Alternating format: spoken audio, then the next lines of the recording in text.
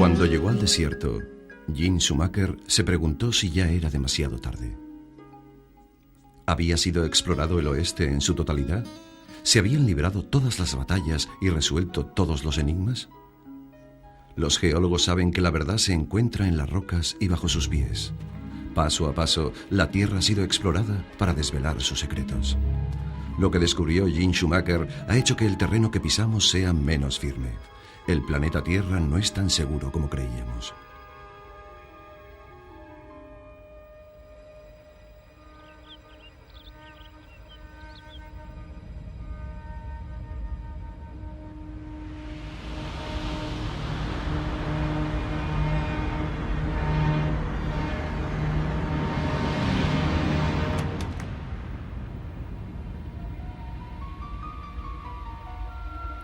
Es como estar bajo una constante lluvia de proyectiles.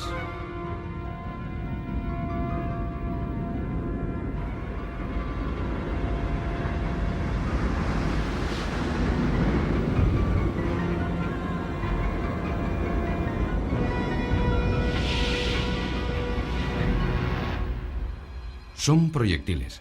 Son como balas que vienen del espacio exterior.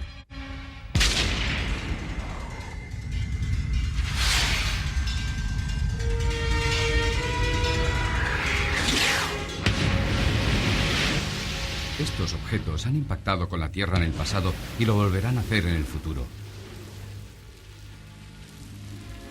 Sucederá una gran catástrofe, la mayor que nunca ha causado cualquier otro desastre natural. Antes de Gene Schumacher, poquísima gente se preocupaba por esa posibilidad. Es una de las fuerzas más poderosas que ha intervenido en la modelización de nuestro planeta y quizá una de las amenazas más mortales que nos acechan.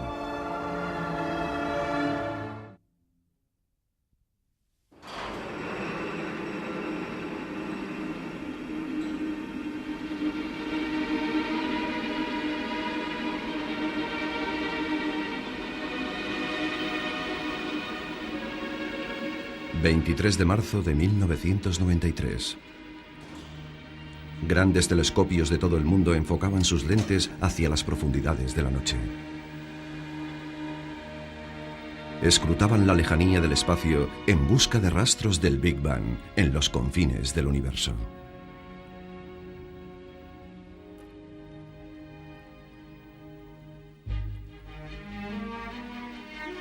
Mientras, en un pequeño telescopio, situado en una solitaria colina de California, tres viejos amigos exploraban una zona del espacio mucho más cercana. 5, 4, 3, 2, 1. Conexión.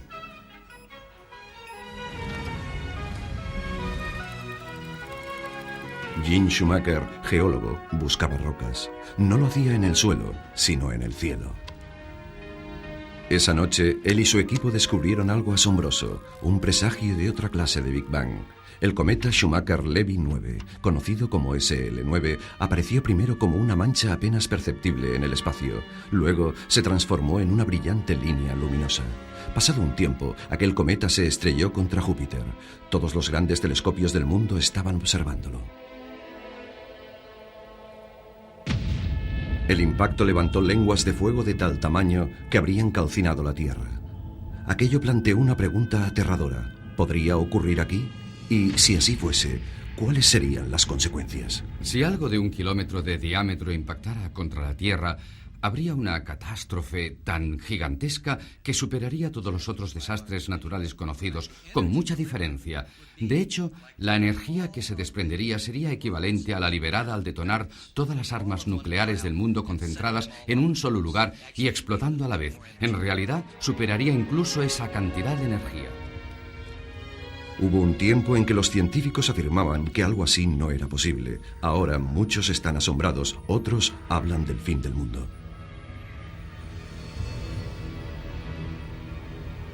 Si algo imprevisto se acercase, no podríamos hacer gran cosa. De hecho, en la actualidad, la situación más probable sería la de una advertencia nula. El próximo impacto de un objeto de 1 kilómetro de tamaño tendrá lugar, seguramente, sin que nadie lo descubra con antelación. Lo primero que veremos será cómo tiembla el suelo y cómo una lengua de fuego se aproxima por el horizonte.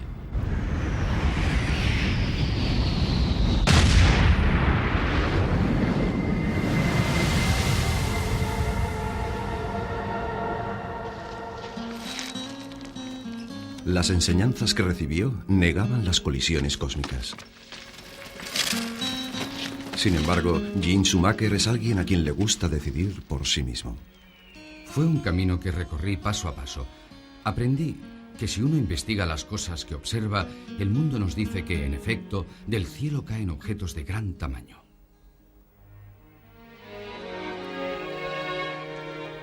En Meteor Crater, y con gran elocuencia, el mundo le habló a Gene.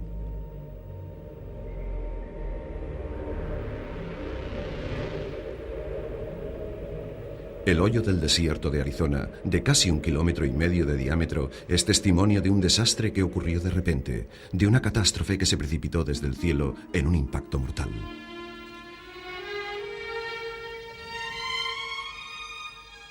Había cráteres parecidos en otros lugares. Sin embargo, la mayoría de los geólogos afirmaba que eran restos de antiguos volcanes formados por fuerzas constantes y previsibles. Nada de esas dimensiones ocurrió repentina y súbitamente. A las rocas incandescentes que caen del cielo se les había atribuido la capacidad de predecir los desastres, pero no de ser su causa. Los meteoritos se han temido como profecías y reverenciado como reliquias en todo el mundo. Durante miles de años fueron el único modo de tocar el firmamento. Eran misteriosos mensajeros procedentes del espacio.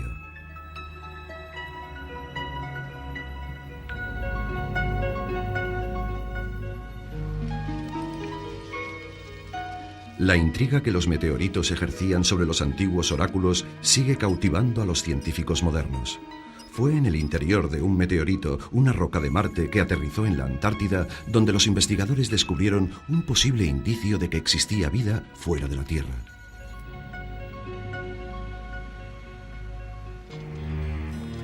Los meteoritos son residuos de la formación del sistema solar. Cuando se precipitan a través de la atmósfera terrestre, la mayoría de ellos pierde velocidad. Es por ello que incluso los del tamaño medio, esos que llegan a medir 3 metros de largo, no causan normalmente daños a gran escala. Aún así, si usted o su casa se encuentran en la trayectoria de una piedra que cae del cielo, puede salir perjudicado.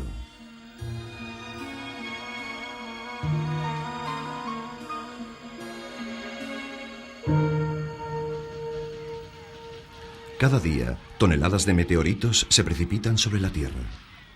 La mayoría son más pequeños que un guisante, pero tienen el tamaño suficiente como para brillar en la oscuridad. Esta bola de fuego fue vista por miles de personas en el extremo occidental de Estados Unidos en 1992. Muchas de ellas asistían a partidos escolares de fútbol americano y habían traído consigo sus cámaras de vídeo. Un fragmento de meteorito cayó en Pecksville, en Nueva York, y destrozó el Chevy Malibu del 80 de Michael Knight. Estaba en mi casa viendo la televisión y de repente escuché un estruendo parecido a un accidente de coche. Era un pedazo de roca con incrustaciones de hierro del tamaño de una pelota de fútbol. Me dijeron que esa roca tenía unos 4.000 millones de años. Es decir, que era tan vieja como la Tierra. Es emocionante. El meteorito de Pecksville salió en todos los noticiarios locales, pero como la mayoría de meteoritos, su impacto fue mínimo. En 1972, una roca tan grande como un autobús resplandeció con tanta intensidad que se pudo ver a plena luz del día. Fue filmada por un turista cerca del Parque Nacional de Grand Tetons, en Wyoming. No hubo impacto, confirmando lo que la mayoría de científicos pensaba. La atmósfera de la Tierra hace que incluso las rocas más grandes ardan o se escindan en fragmentos relativamente inofensivos antes de llegar al suelo. Pero si es así, ¿qué fue lo que sacudió violentamente la Tierra el 30 de junio de 1908? Una bola de fuego cegadora estalló en una parte remota de Siberia. En lugares tan alejados como Inglaterra, un misterioso resplandor iluminó el cielo. Transcurrieron 2 décadas hasta que se consiguió organizar una expedición para localizar el lugar de la explosión. Fue un duro viaje hacia un destino incierto, pero los científicos se dieron cuenta de que habían llegado al lugar al ver la impresionante zona devastada a orillas del río Tunguska.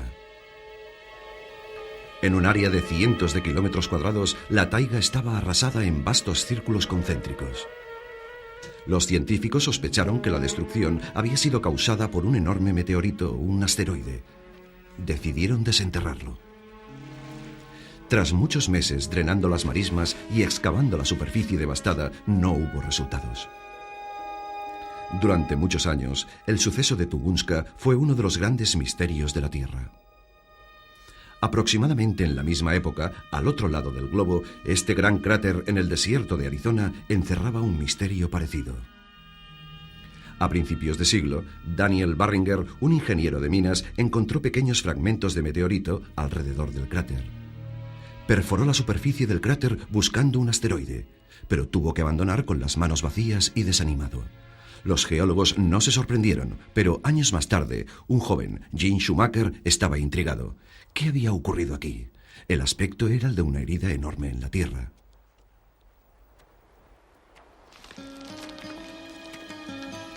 Parecía como si la superficie terrestre hubiera encajado un golpe devastador.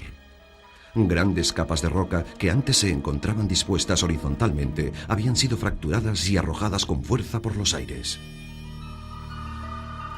Los bordes estaban sembrados de grandes bloques de piedra caliza que solo podían proceder de las profundidades, proyectados a decenas de metros en el aire.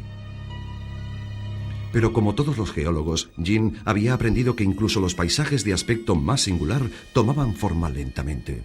El Meteor Crater no podía ser eso, un cráter producido por un meteorito a pesar de su nombre. La gente dice, si hay meteoritos que caen del cielo, lo aceptamos.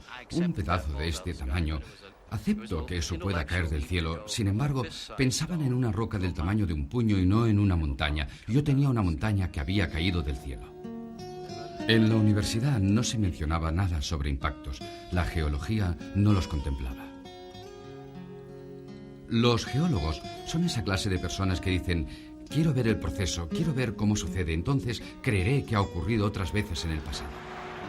Gene Schumacher fue uno de los geólogos que vio algo que le llevaría a cuestionar los principios fundamentales de su profesión. Tenía unos 20 años cuando empezó a trabajar en el Centro de Pruebas Atómicas de Nevada, un lugar clasificado como alto secreto. Allí fue testigo de un nuevo fenómeno que producía cráteres.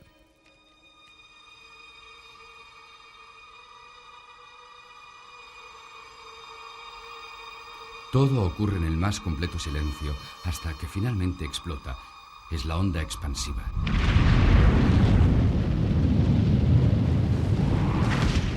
¡Bum! Y a continuación le sigue un estruendo que se aproxima.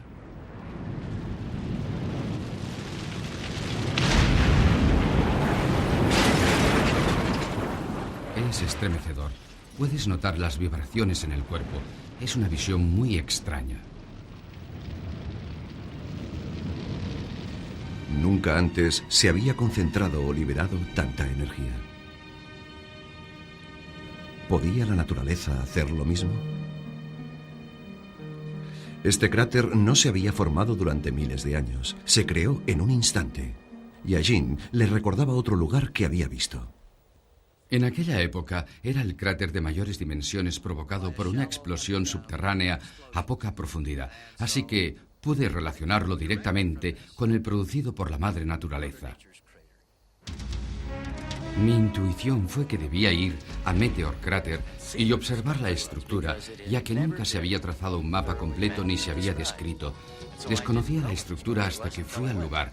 Al ver el mapa del primer cráter y relacionarlo con Meteor Crater, ¡voilà!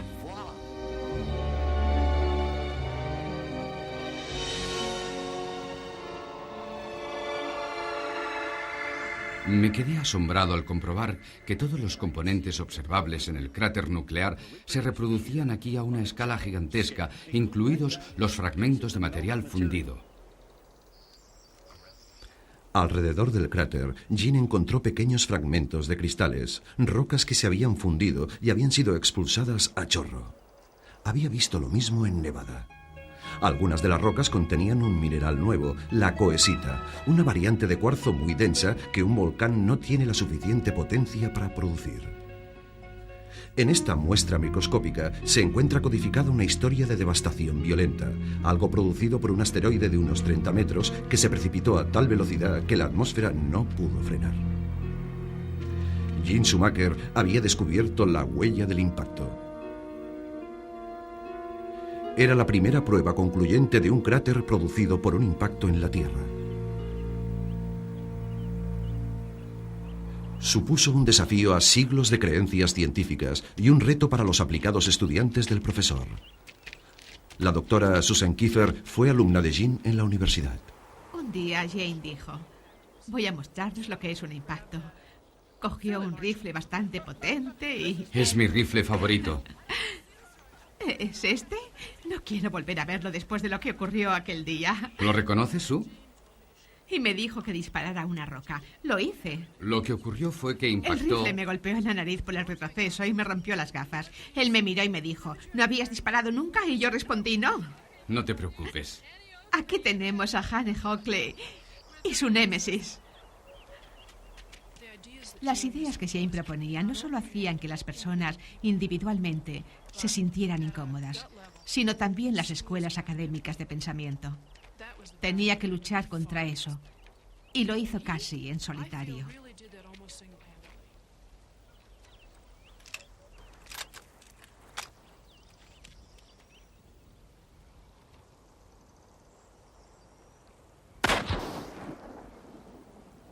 Es un cráter muy bonito.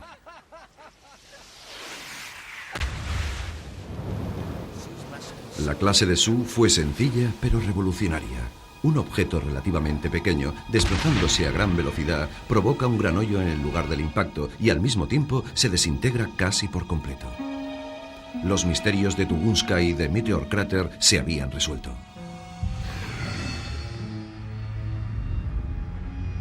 Vino de ahí, de esa dirección. Si en aquel momento hubiéramos mirado al cielo, hubiéramos visto una bola de fuego cegadora, provocada por un asteroide o un meteorito al acercarse y cada vez más brillante.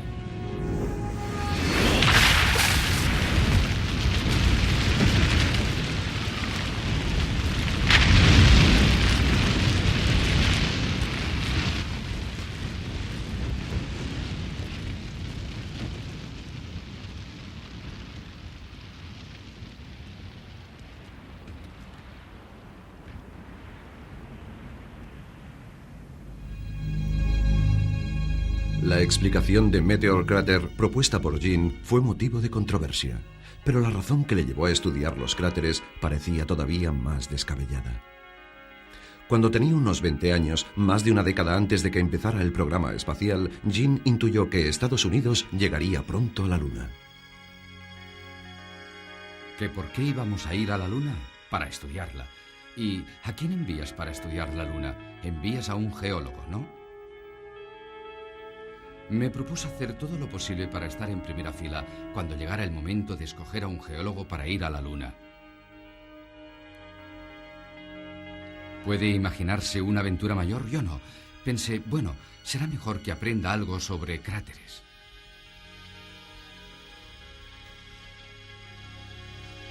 Oh, Jim, mira qué bueno. Jean solo contó su sueño a una persona. Fue en 1951. Cuando nos conocimos, pensé que era la chica más atractiva que nunca había visto. Y así es. Su mujer, Caroline, se convirtió en su cómplice para toda la vida, en sus sueños y proyectos. Lo que me atrajo de ti... ¿Qué fue? Creo que tu entusiasmo por todo. Sonríe abiertamente y te das cuenta de que está alegre y entusiasmado con lo que dice. Jean consigue todo aquello que se propone. Gene has a way of getting what he wants. Hemos decidido ir a la Luna. Hemos decidido ir a la Luna. A principios de los 60, parecía que Jean podría conseguir lo que más deseaba. Hemos decidido ir a la Luna durante esta década y hemos decidido hacerlo no porque sea fácil, sino porque es difícil. Estados Unidos había decidido ir a la Luna y Jean ya era un experto en cráteres. Había miles de ellos solo en la cara visible de la Luna. Jean estaba convencido de que los cráteres lunares podían proporcionar un conocimiento enorme sobre el significado de los impactos, no solamente en la Luna, sino también en la Tierra. La Luna es una pizarra que nadie ha borrado. Lo que podemos contemplar en los cráteres lunares no ha sido modificado. Hay muestras de lluvia de balas tanto en la Tierra como en la Luna. Si queremos comprobar el aspecto de un cráter provocado por un gran impacto, justo después de que se haya formado, hay que mirar a la Luna. Allí arriba. Las personas que dirigían el programa espacial tenían otra visión. Competían en una carrera furiosa. Lo más importante para ellos era llegar y no lo que podían aprender una vez allí. No cabe duda de que los directores e ingenieros de la NASA y, naturalmente, también los astronautas no estaban especialmente interesados en las investigaciones científicas en el espacio. Esa no era su misión. Habían sido contratados para vencer a los rusos y a nadie se le ocurría el hecho de llevar a cabo investigaciones científicas y recoger muestras. Sin embargo, y aunque muchos ingenieros le tomaron por un tipo raro, Gene no dejó de intentarlo. Insistía en la idea de que realizar investigaciones geológicas en la Luna era importante. Pero vender geología lunar era difícil. Muy pocos científicos creían que Gene estuviera en lo cierto en relación al efecto de los impactos en la Tierra y mucho menos en la Luna.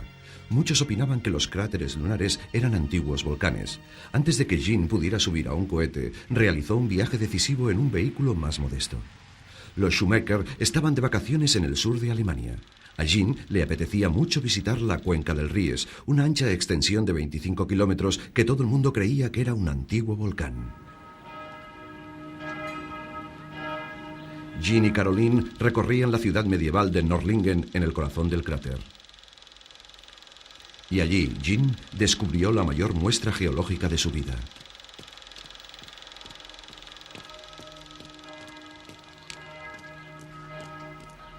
La iglesia de San Jorge, de 500 años de antigüedad, estaba construida con piedra de la región.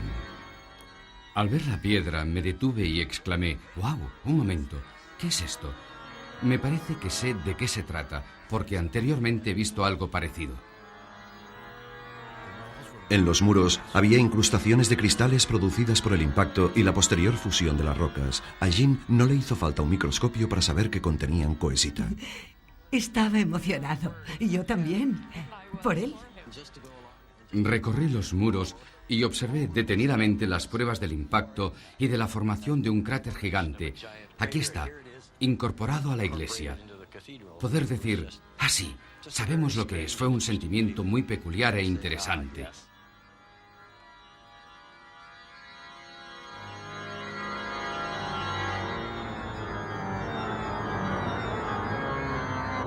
El Ries es casi 20 veces mayor que el Meteor Crater. Era el primer gran impacto en la Tierra cuya naturaleza podíamos demostrar.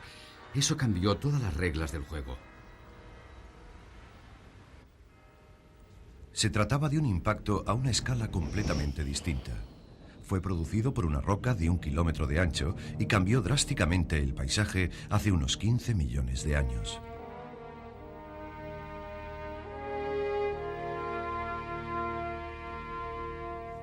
De repente, se identificaron depresiones circulares de impactos en todo el mundo. Algunas superaban los 300 kilómetros de anchura. Fue entonces cuando realmente comprendimos que había grandes cráteres en la Tierra.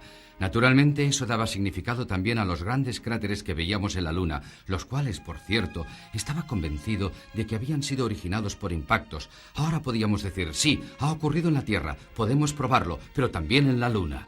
Finalmente, Gene había conseguido la credibilidad suficiente para convencer a la NASA y el Geological Survey de Estados Unidos para que se iniciase un programa con el objetivo de llevar a cabo investigaciones geológicas en la Luna. Gene fue el encargado de dirigirlo.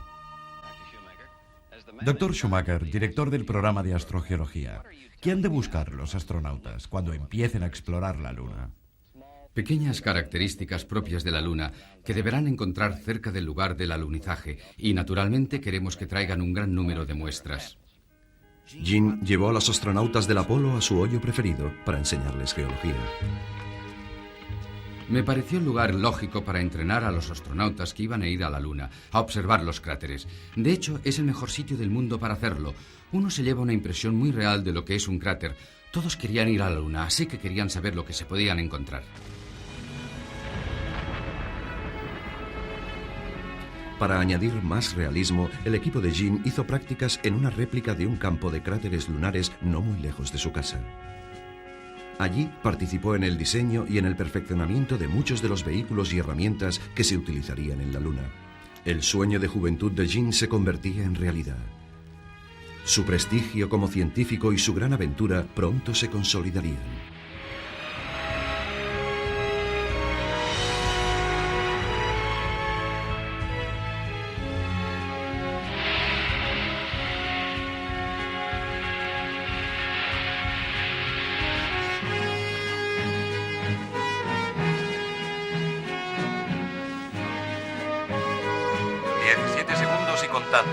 Controlen la nave.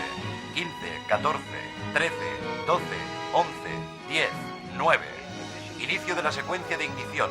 Motores en marcha. 5, 4, 3, 2. Motores en funcionamiento. Lanzamiento. Despegue. Hemos despegado 49 minutos después de la hora prevista.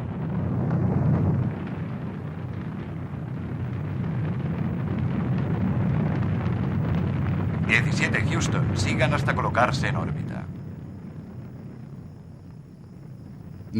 No voy a ir a la Luna. Justo en el momento clave, cuando podía haber estado en la lista para ir a la Luna, mis glándulas suprarrenales dejaron de funcionar adecuadamente y supe que me quedaba fuera por razones médicas. Cuando has tenido una idea en la cabeza durante 15 años, no la puedes olvidar de repente. Gene siguió trabajando en el programa lunar como uno de los científicos jefe. Su sueño de llevar a cabo investigaciones geológicas en la Luna se hizo realidad gracias a un intermediario. Su amigo y discípulo, el Dr. Jack Schmitt, voló a bordo del Apolo 17. Gene pudo observar que sus teorías sobre los efectos de los impactos en la Luna se confirmaban en directo por televisión. Cualquier piedra que mirases, cogías una roca o mirabas un gran bloque de piedra y encontrabas un pequeño hoyo que había sido causado por el impacto de un micrometeorito. Quedó demostrado que el proceso geológico dominante en la Luna había sido producido por los impactos de meteoritos. Sí, bajo ahí a unos 5 metros de profundidad. Me puse muy contento y me sentí orgulloso de Jack, pero claro, también me entristecí. No podía dejar de pensar que, de no ser por esa glándula suprarrenal, yo hubiera podido estar allí. Me coloco a tu espalda, ¿de acuerdo? Solía soñar que estaba ahí. Ya saben, que había llegado a la Luna. Ahí estaba, haciendo investigaciones geológicas. Incluso después de pasado mucho tiempo, lo seguía pensando. Tenía que dedicarme a otras cosas.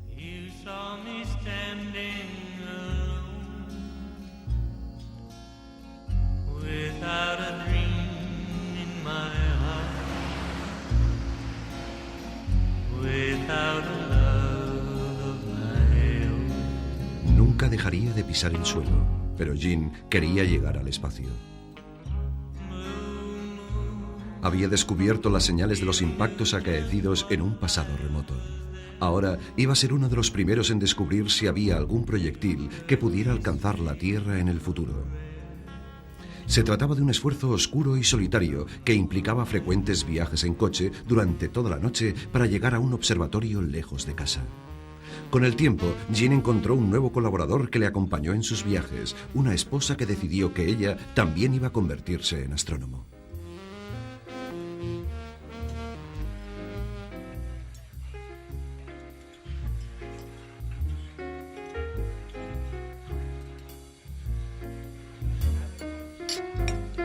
Para Gene fue un camino que le condujo de una gran decepción a nuevos sueños y aventuras. Recelaba un poco, porque implicaba ir a Palomar y pasar toda la noche en vela, observando. Nunca había permanecido despierta una noche entera en toda mi vida. Fue sorprendente descubrir que me encantaba la observación. Podía conseguir, si estaba muy ocupada, mantenerme despierta durante toda la noche. Los Schumacher se dirigían al Monte Palomar, donde, por aquel entonces, estaba instalado el telescopio más potente del mundo. El Hall, de 5 metros de diámetro, era el templo astronómico del espacio exterior. Lo llamaban el Gran Ojo y no había sido diseñado para observar asteroides. En realidad, antes de que llegara Jean, nadie, ni allí ni en ningún sitio, había buscado sistemáticamente asteroides que pudieran impactar contra la Tierra. En la ladera, donde se encontraba el Gran Ojo, había también un pequeño telescopio que prácticamente no se utilizaba. El pequeño ojo era lo que Jean necesitaba. Se adecuaba a nuestro estilo, a nuestra manera de trabajar. Lo llamamos operaciones de papá y mamá, y eso fue básicamente lo que hicimos. Resultó ser un instrumento perfecto para nuestros propósitos. Comparado con el gigante instalado en la cima de la montaña, el pequeño ojo no tenía tanto alcance, pero cubría una porción de cielo muy ancha. Era ideal para patrullar el sistema solar en busca de proyectiles perdidos. La mayoría de astrónomos veía el sistema solar como un conjunto bien ordenado de planetas orbitando el Sol. No prestaban mucha atención a los cientos de miles de asteroides, fragmentos de hierro y roca, residuos de la formación de los grandes planetas. Muchos de ellos se encuentran en una órbita situada entre Marte y Júpiter, el cinturón de asteroides. Pero si un asteroide se desvía de su órbita habitual y emprende otra que cruza la de la Tierra, deja de ser inofensivo.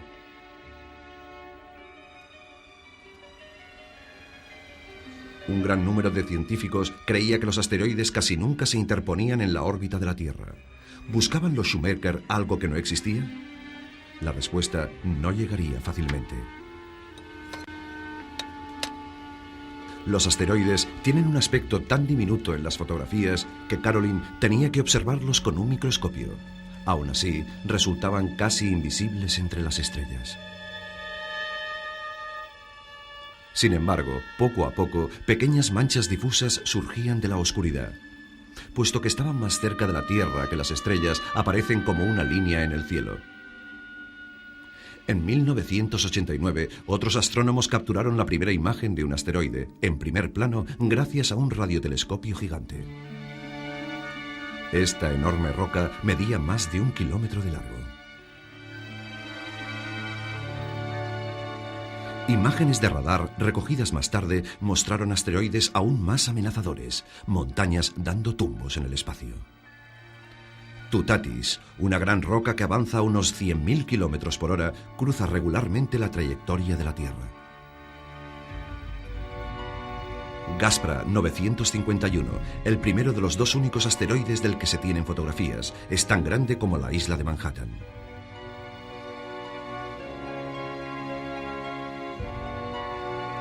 Ida 243 tiene 52 kilómetros de longitud. Al igual que Gaspra, su órbita no cruza la de la Tierra. Si lo hiciera, excavaría un cráter tan grande como todo el estado de Texas. Jean no consiguió ir a la Luna, pero junto con Caroline ha descubierto nuevos cuerpos en el espacio.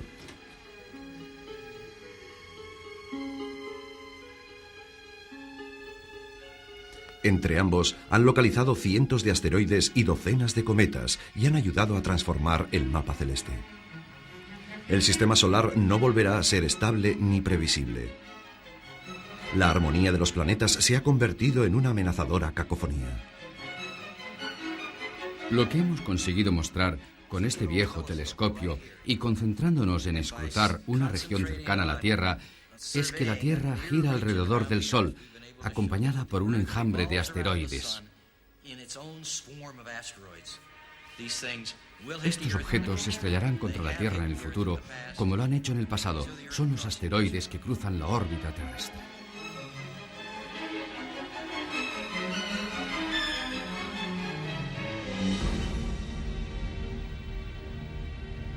En la década de los 80 aparecieron nuevas pruebas de la terrible amenaza que un impacto supondría para la Tierra. En las profundidades de la mexicana península del Yucatán se encuentra un cráter de 300 kilómetros de ancho provocado por un impacto de 100 millones de megatones. Data de hace 65 millones de años, cuando 2/3 partes de las especies vivientes, incluidos los dinosaurios, desaparecieron de la faz del planeta. El 22 de marzo de 1989, un asteroide no llegó a estrellarse contra la Tierra por una diferencia de 6 horas y no fue detectado hasta mucho más tarde.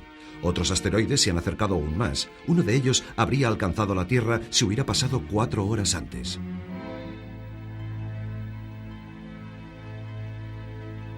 Me parece que la gente no se tomó en serio la amenaza de un impacto hasta que empezamos a trabajar aquí. Al principio costó un poco difundir la información.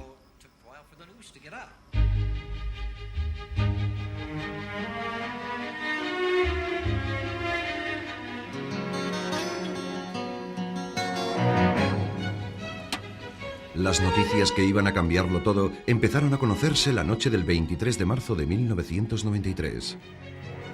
Los Shoemaker y su colaborador David Levy decidieron tomar fotografías del cielo pese a las constantes nubes. No era una buena noche para la observación y mucho menos para hacer descubrimientos históricos. 5, 4, 3, 2, 1, abierto. Abierto, tengo visión. Muy bien, lo tienes. Apenas podía ver la estrella, que se suponía debía seguir, porque Júpiter estaba tan cerca que el brillo del planeta inundaba el objetivo. 45 más 37,59. Vale. Más 37,59. De acuerdo. Empecé a examinar la fotografía mirando las cosas que sabía que estarían ahí. La imagen fantasma de Júpiter y los destellos que se ven en las instantáneas cuando hay una estrella o un planeta muy brillantes. Fue entonces cuando me fijé en algo y pensé, ¿ese es una galaxia? No, no es una galaxia. Era un objeto con un aspecto muy poco habitual. Y pensé, ¿parece un cometa? Parecía un cometa, solo que era un cometa alargado. Nuestras películas no tienen la suficiente sensibilidad para observar detalles, porque cubrimos una gran área de cielo de forma que el cometa resulta muy pequeño. El equipo llamó a su amigo, el astrónomo Jim Scotty, que disponía de un telescopio más potente, y le pidieron que comprobara su hallazgo. Prometió llamar en cuanto reposicionara su telescopio.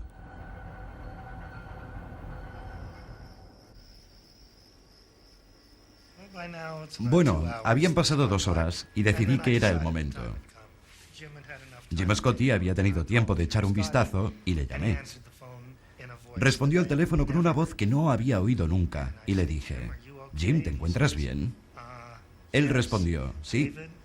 Lo que sucede es que estoy intentando recobrar la voz. Le pregunté, ¿tenemos un cometa? Y él respondió, chico, en efecto tenéis un cometa. Y empezó a describir lo que veía. Y yo os lo iba repitiendo a vosotros dos, frase a frase. Tiene 5 colas, como mínimo 5 núcleos diferenciados, pero, dijo él, creo que hay algo más. Mientras tanto, teníamos puesta esta música. Estaba sonando la primera sinfonía de Beethoven en nuestra sala, y empezó el 4º movimiento que se inicia con esta lenta introducción.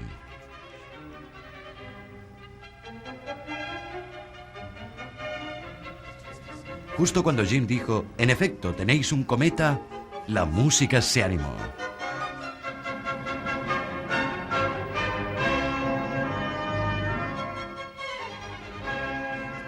Fue en ese momento cuando Jim dijo, en efecto, tenéis un cometa. El cometa, que en esencia es un núcleo helado con una larga cola de polvo y gas, se había fragmentado en varias piezas debido a la fuerza gravitatoria de Júpiter. Naturalmente, la gran noticia de que iba a estrellarse contra Júpiter no llegó hasta unas 6 semanas más tarde.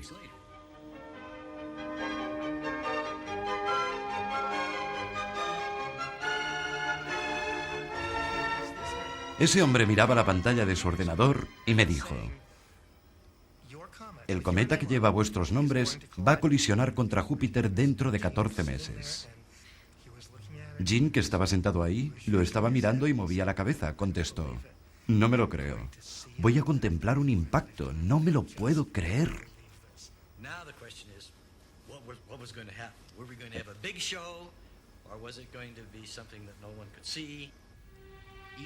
Incluso a medida que el SL-9 se aproximaba a Júpiter, algunos científicos eminentes se mostraban escépticos y no querían creer que iba a ser un gran impacto.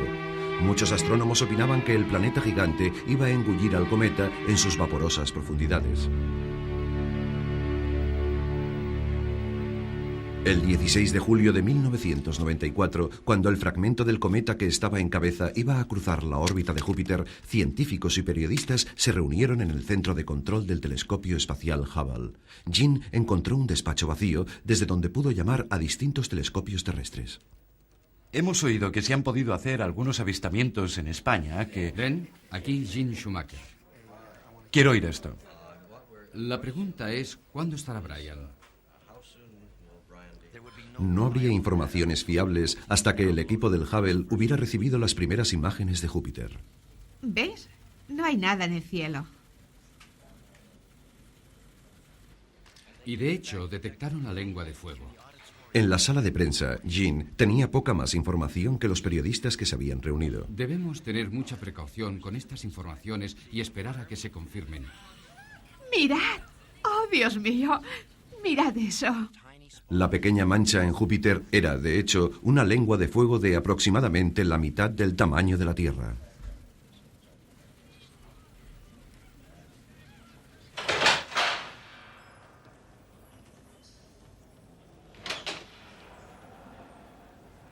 Quiero presentarles a la doctora Heidi Hamel. Acabamos de recibir las 2 primeras órbitas, de las cuales tengo una impresión láser de poca calidad. Se puede apreciar el lugar del impacto.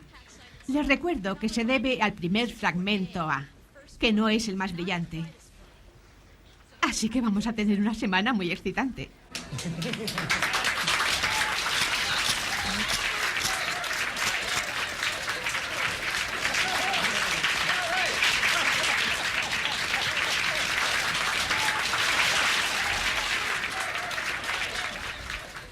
Creo que esta noche hemos tenido el privilegio de ver un hecho que se produce no ya una vez en la vida, sino una vez cada milenio.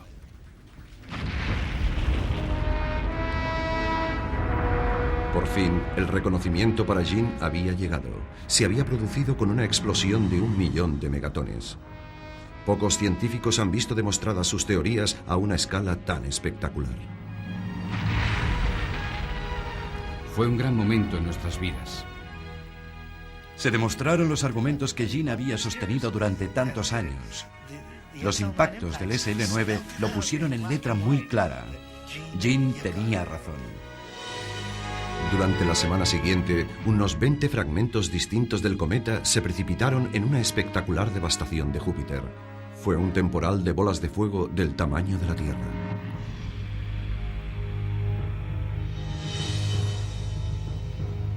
El contemplar esos hechos en Júpiter acabó de confirmar que las colisiones se producen y que pueden tener consecuencias espantosas. Los mundos colisionan, la Tierra está amenazada.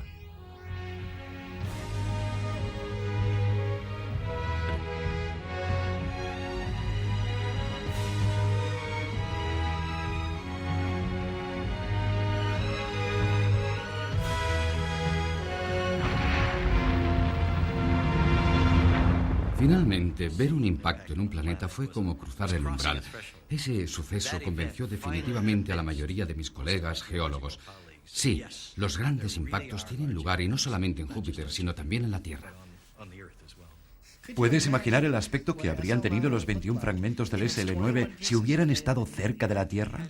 Si alguno de los pedazos del SL9 hubiera alcanzado la Tierra, probablemente se habría formado una nube oscura que habría cubierto toda la Tierra en poco más de hora y media. Pudimos ver que las nubes en Júpiter duraron meses, esas oscuras nubes negras. Y antes de la nube, ¿qué hay sobre la subida de temperatura a causa del material que se precipitaría? ¿Y antes de eso? Si la gente hubiera sabido que un fragmento iba a estrellarse contra la Tierra, me pregunto si no se produciría un ataque de histeria colectiva. ¿A dónde ir?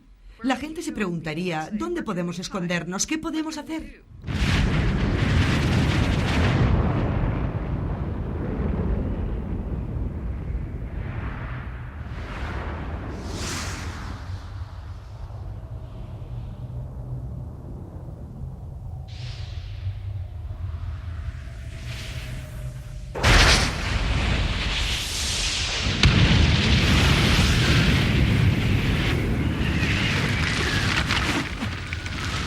Tendríamos la misma sensación que si estuviéramos en un horno encendido.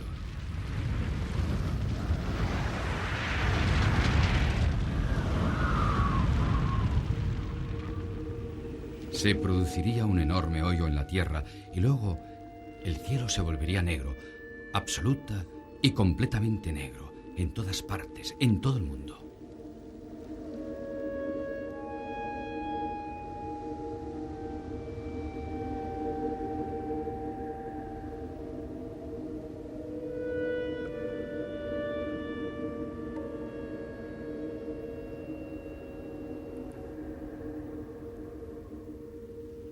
Hoy los impactos son un riesgo, una posibilidad. Son algo contra lo que debemos protegernos. Si no aprendemos a protegernos contra los impactos, a largo plazo existe la posibilidad de que seamos exterminados. Si les ocurrió a los dinosaurios, también podría sucedernos a nosotros.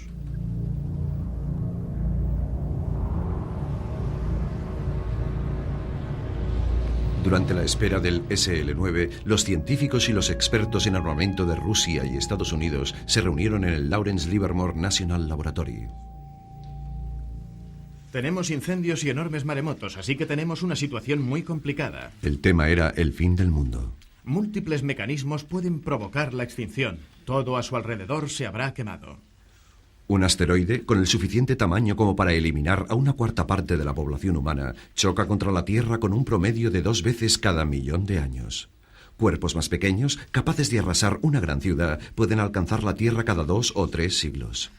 Arderá durante una media hora e incendiará todo lo que hay a nuestro alrededor. Entonces se producirá una oscuridad cerrada. Lo que hace que el riesgo de los impactos de cometas y asteroides sea tan importante en comparación con otras amenazas es que es algo capaz de matar a miles de millones de personas, de poner en peligro a toda nuestra civilización. Podemos sufrir tormentas, terremotos y erupciones volcánicas que pueden causar grandes daños localmente, pero no significan un riesgo a nivel planetario. Esa es la gran diferencia con un impacto. Por increíble que parezca, los impactos son un desastre natural que quizás sí podemos llegar a prever. Muchos de los que se reunieron en el Lawrence Livermore eran veteranos de la Guerra Fría y sabían ya algo sobre cómo enfrentarse a un ataque desde el cielo.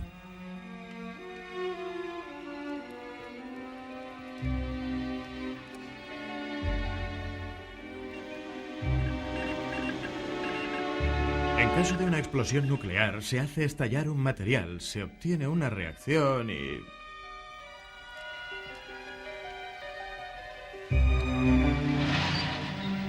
Si un asteroide o un cometa que se aproximara a la Tierra fuera detectado en el futuro, la línea de actuación involucraría al misil de largo alcance más poderoso del mundo, el Energía ruso. Con una precisa ojiva americana, el misil se haría detonar cerca de la superficie del asteroide, lo que lo empujaría fuera de la órbita terrestre.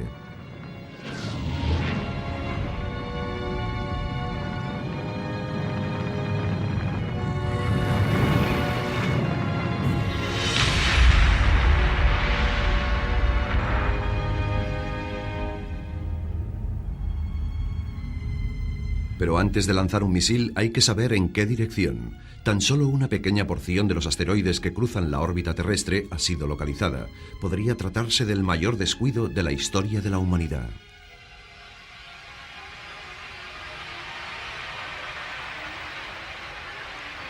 Puedo decirle con seguridad que el 10% de los de gran tamaño que se han descubierto no ofrecen peligro, pero no puedo asegurar nada del 90% que no se ha descubierto aún.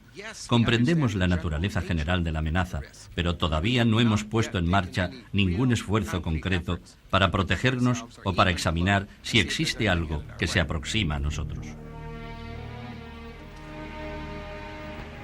Más telescopios se han unido a la búsqueda. Incluso las fuerzas aéreas de Estados Unidos han contribuido con su tecnología y experiencia. La ciencia se ha unido en la caza de asteroides. Con todo, el equipo más experimentado en este campo es solo una avanzadilla, con un nuevo y pequeño telescopio en el jardín de su casa.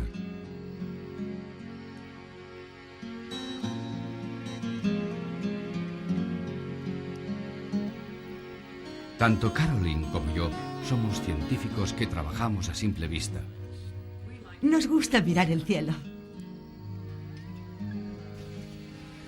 La observación a simple vista es una rama antigua de la ciencia, pero aún hay sitio para esta clase de científicos que tienen la idea adecuada y hacen hermosos descubrimientos. Jim y Caroline Schumacher deben saberlo. Es la historia de sus vidas. Ahora esperan, como todos nosotros, al próximo mensajero procedente de las estrellas. La cuestión no es preguntarse si, sino cuándo.